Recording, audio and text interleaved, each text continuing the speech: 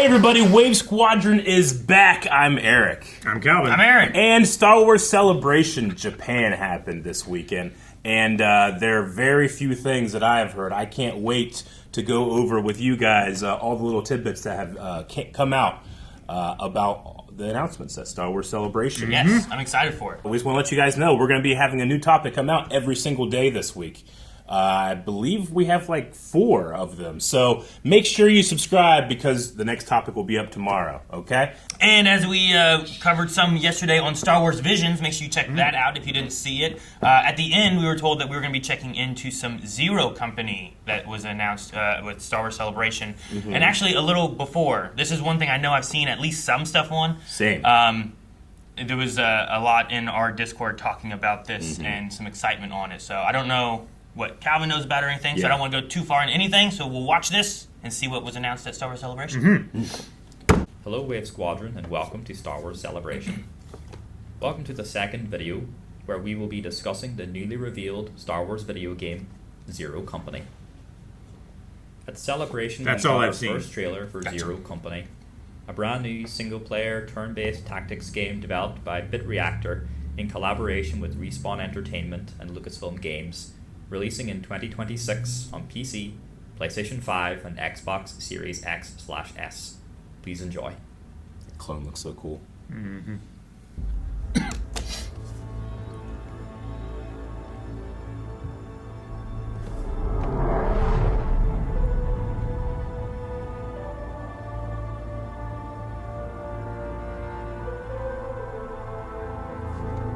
That was a droid control ship. A Lucre Hulk, right? It looked like a Lucre Hulk. Yeah. They talk about the big moments, the crisis points, Yeah, that's kind of planetary invasions, all-out assaults, cities bombed to rubble. It's a fight over there. Ship has Y-wing engines. There's a war you don't see.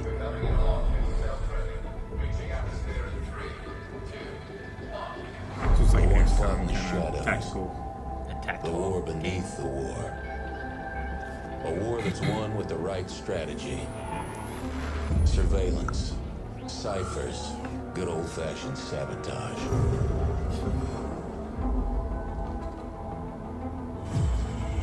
These aren't the heroes they tell stories about. Man, it looks so good. They're professionals. Yeah. Alright. Setting aside their differences to take on the impossible.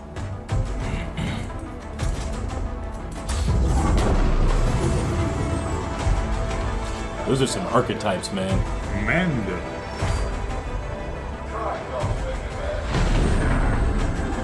But that's the job. And they get it done.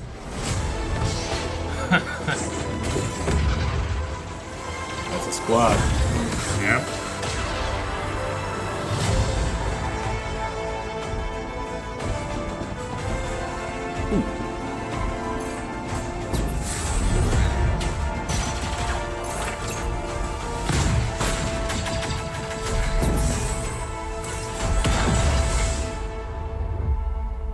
Cool. That looks really neat. I'm going to provide some fun setting, story, character details, and then we'll end the video and the document that I have provided will give some additional gameplay things. Okay. So Zero Company features a gritty and authentic original story set during the twilight of the Clone Wars that puts players in control of Hawks, a former Republic officer who's in charge of an elite squad of cunning operatives. As an unconventional outfit of professionals for hire hailing from across the galaxy, Zero Company must set aside their differences to take on an emerging threat that will consume the galaxy if left unchecked. Yeah, Clone and Umbaran. Players together. can choose That's- how to form their Zero Company squad, with the option to utilize both characters they have crafted themselves, as well as new original Star Wars characters with stories that evolve as they play. During the panel, Celebration attendees were introduced to 4 of these characters. Trick, who is formerly known as CT-3301, is a consummate soldier who loves games of chance. He has been with Hawks since they both served in the Republic Blown out military. eye. Luco Bronk is a sharp-tongued sniper who defended his home of Umbara during the Republic invasion. Although he has no love for the Republic that defeated and occupied his planet, Luco was willing to set aside his differences to work with Zero Company. Huh. Klai Kolervo is an infamous, last surviving member of the ancient clan Verminoth. She joins Zero Company purely to further her implacable quest for revenge. And Telray Vokos is a Tognath Jedi Padawan whose boundless discipline and determination has led her to join Zero Company as she seeks to honour the legacy of her late Jedi Master. In between adventuring across the galaxy to embark on tactical missions, players will return to the Den, Zero Company's base of operations located on the Ring of Kafrene. Ah, that's cool. The Den features an expansive galaxy map where players choose their strategic tasks and tactical missions to take on next. In one of the largest and most interactive maps ever featured in a Star Wars game, Zero Company will travel to planets that fans might already be familiar with, including Seralonis from the Bad Batch episode Faster, where Cool. Tex does some riot racing. Sweet. Solo, a Star Wars Stories Yeah. Vandor, Mapuzo from Obi-Wan Kenobi, and more. The largest interactive map. For you a said? final piece of game news, the second story DLC for Okay, Outlaws, cool. titled A Pirate's Fortune, has been given a release date of the 15th of May. The first story DLC, Wildcard, was released on the 21st of November of last year. So come the middle of May, those will both be available to play. Gotcha. I gotta play the first DLC. And Maybe that I'll is do it those for together. some fun story, character, setting details for Zero Company. If you want to check out the document I have provided, it will give some additional technical gameplay things to follow. Enjoy, and I'll see you in the next video for some live action announcements. Live action. Cool. Live Live action announcements. announcements. Okay. All right. Thank you for the info, Nexus. Cool. We got the trailer in there. Now, I've never played a tactics game before, but like all Star Wars games, like Star Wars, what introduced me to new ways of playing games. So Sure. I'm sure I'm still. That doesn't stop me from being like I'm not going to play that. Sure. Baldur's Gate's close. Yeah. It's very close. Gotcha. It'd be very similar. Not- Only the combat, basically, of Yeah. Baldur's Yeah. Gate. yeah. Typically, like the story aspects aren't like that. At Yeah. least not in like XCOM. Cool. I haven't played that. Yeah. I liked the idea. I played through XCOM 2 Uh-huh. on the channel, and when I did that, I had like 2 streams where all I did was take viewers' submissions for characters they wanted to be, Yep. and then I put them into the game, and then as I played through, as I found people, I was finding the viewers as characters, That's pretty cool. and they were making my army Yeah. as we would go and do missions and stuff. So sometimes they would die, and I'm like, oh no, Nexus, you're dead. Oh, Sure. I'm so sorry. He's like, Yeah. you killed me. This sounds like a cool idea too, because they said that you can like also make your own, as opposed to just using who they showed here in Zero Company. So like you would be able to have those people and Yeah. also be able to make Gotcha. your own, which I think would be really a real fun stream to do. Yeah. I wonder the implications of canon on something like that. Because a lot of the Star Wars games that have come out ever since the Disney stuff are in like the canon universe.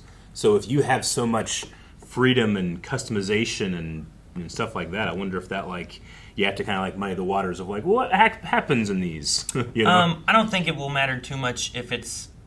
I guess it depends on what Zero Company is. Sure. Yeah. Because like we had read the book for Battlefront, which was Yeah. like Twilight Company, right? Uh-huh. Which was there was like a main group that we followed, but there was also a lot of other soldiers others. that were also there. So I think regardless, you can still have your same Sure. story that's canon, and then you're just like Gotcha. these other soldiers are whoever you Yeah. pulled in. Yeah, and there's did that there's with, other members of Zero Company that actually have an impact on the canon Yeah.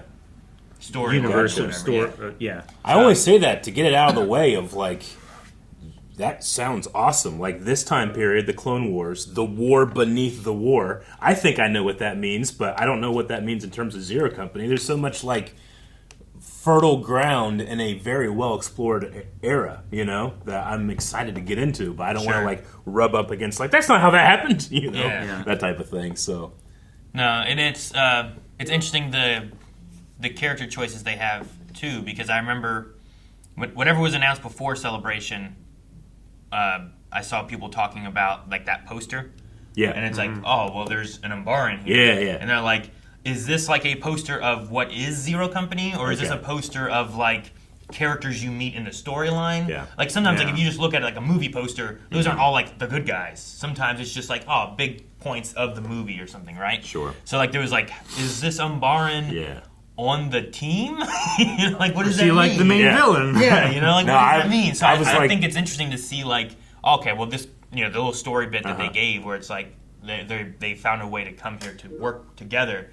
I'm curious to see, like, how much of that is, like, fleshed out in the story. Sure. Or is that not even, like, the important part of the story? You know what I mean? Mm-hmm. Yeah. I mean, them together is as interesting as seeing a single clone. How often do you see one clone by themselves? Sure. I know they're part of a company here, but this is a ragtag group. But to clones, like, they have a hard time, like, identifying themselves without their brothers, you know? So I'm interested in seeing what this clone is like. He has this really cool, like, blast mark that kind of reminds me of, like, Boba Fett's blast mark on his helmet. Yeah. And the Padawan without a master being on this is kind of...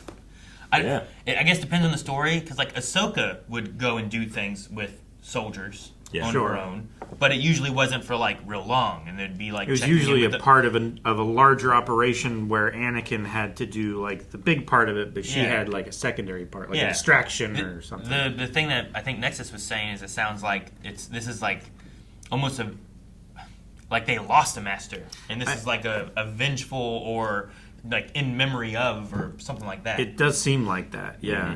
Like a Padawan without a master that like hasn't reported back to the Jedi Temple for reassignment or whatever. Yeah. They're just And fighting the war. Yeah. the will of the Force is not necessarily up to the Jedi Council and what you should or shouldn't do as a Jedi. So it very well could be this Padawan doing exactly what they need to do, not rebelling or something or being part of this. It might not be an official capacity in Zero Company. I don't even know if Zero Company is official at all. It sounds like they're like almost like a shadow organization or. What is Zero? Yeah, like who controls them? What missions do they go on? It's really interesting. Jabba. Zero. That'd be some shit, wouldn't it? I would love to work for Zero. Zero Company. Yeah. The Tognath Jedi Padawan. I mean, it's just cool to get more of that species. We've only had 2, but that was from Rogue One with Benthic 2 Tubes and his twin brother. Not a Jedi, but just the species. Yeah, just the species. Yeah. That's one of the few sequel era species that I get excited to see. Okay. Just because I haven't lived with them like I have some of the other Star Wars species all this time. So it's cool to get that feeling for such a recent species, I guess, that came out. Sure. Like, Tognath, A newer and I was like, oh my god, that's the first time I've done that. Yeah. Like when I was a kid, I loved, there's a Rhodian Jedi, because we couldn't see that until episode 2 came out, Yeah. Yeah. Anyway, other stuff looks cool. Again, I don't want to know about the gameplay and all that. I don't know if you want to look at this document.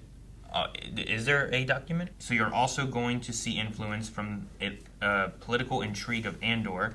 You're going to see the gritty battles of Rogue One. You're going to see the wit and wisdom of A New Hope. It's a Star Wars game through and through. I mean, that's a hell of a quote, man. All those things, you pick the best. Rogue One's battles, like, I don't know if you've rewatched Rogue One in the last couple of years. Its space battles, like, I think it's the best space battle in Star Wars. I watched It looks so good. Rogue One yesterday. Really? Yes. Holy shit. Yes. And I mean, epic. the political intrigue of Andor, I think it's never been better than in Andor. And then wit and wisdom of New Hope. I mean, yeah, you got the secret sauces there. Mm-hmm. Additionally, the panelists said that they wanted choices made in the game to be meaningful. Hawks' appearance and combat class can be fully customized, as can the operatives, the squad recruits. Squad mates' appearances, loadouts, and abilities can be tailored across a wide variety of character archetypes, from astromechs to Jedi. And while in the field, the members of Zero Company who players choose to send on the mission will forge bonds between them to unlock powerful combat synergies that can turn the tide of battle. In Zero Company, players enter the fray in the Clone Wars well into the galaxy-wide conflict. The Bit Reactor team is creating a story with strategic assaults on different planets and terrains, as well as the clandestine missions emphasizing the intimate character-level story they've crafted, said Lucasfilm creative executive Kelsey Sharp. While the game is set against the epic backdrop of the Clone Wars, Zero Company gets embroiled in a shadow war that no conventional army is equipped to counter. Revealed Conteras, and the Hawks you create is going to need some help to stop this mysterious corrupting force. So, Interesting. playing as Hawks, who would likely then be like your Player character. commander kind of character, right? Yeah. From XCOM. So you have them as like kind of like everyone else around them is probably like the recruitments and the soldiers that they get, but Hawks is like the commander who's carrying out the missions in the story. Because in like XCOM, that's kind of like the main character. I feel like. Yeah. But almost anyone else around like that person is expendable. Yeah. It's the main gist of the story. But I like the idea of like synergies and stuff too. Like, Me too. I think it's a cool idea to be able to like, Mandalorian like has equipment all the time, right? Flamethrowers or jetpacks, or like how can they get advantages in a terrain setting? Yeah. Same thing with Jedi. Like how much force powers can you use to, force pull or push something to change cover or change a person or pull. Imagine being a Jedi, just pull a guy out of cover and then like your clone just pow and you blast them. Stuff like that. Like I can't do that in XCOM, but I could do that in Star Wars. You could do Sure. that in Star Wars. Yeah. That would be interesting. So like, I think there's a lot of things you could do, and that's not counting. I don't know what Umbarans are gonna have. Yeah, no. I doubt they're gonna have giant caterpillar machines. Sure. But I don't know what Umbaran tech they could have. But And what the context of this shadow war is. sure, Right? I mean, that's not just clones versus droids. How that how screams connected more. would like Palpatine be to something? Like he knew everything going on all the time. Sure. Right? At least I felt he did. Maul was still in control of Mandalore up until the end of the war. True. And the Shadow Collective is not a. It's not like that stops. Yeah, I guess that's Shadow true. Collective War. How many connections to like Maul or Palpatine or Dooku? Like depending on where you are in this war, like there's so many characters that could come in or go out too. Where like you get little interactions with like Jedi or Sith or whatever. I mean, Rex could come Separatist. in. You could work with Rex on a mission or something. Like Sure. that'd be really cool. That would be awesome. Yeah.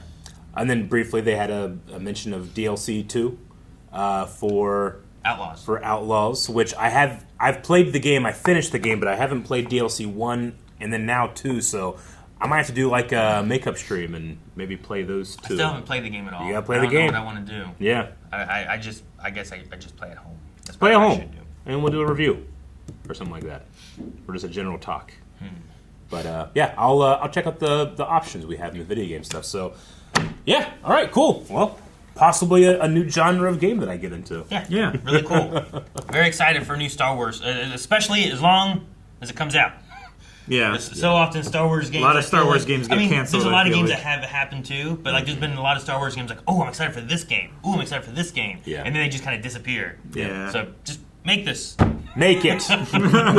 Guys, thank you so much for watching. The last tidbit we had from Nexus here was that Nexus live action. We've covered tomorrow. Visions and we've covered gaming. So if you missed Visions, make sure you check that out here on the channel. But subscribe, and we'll be back tomorrow with some live action news.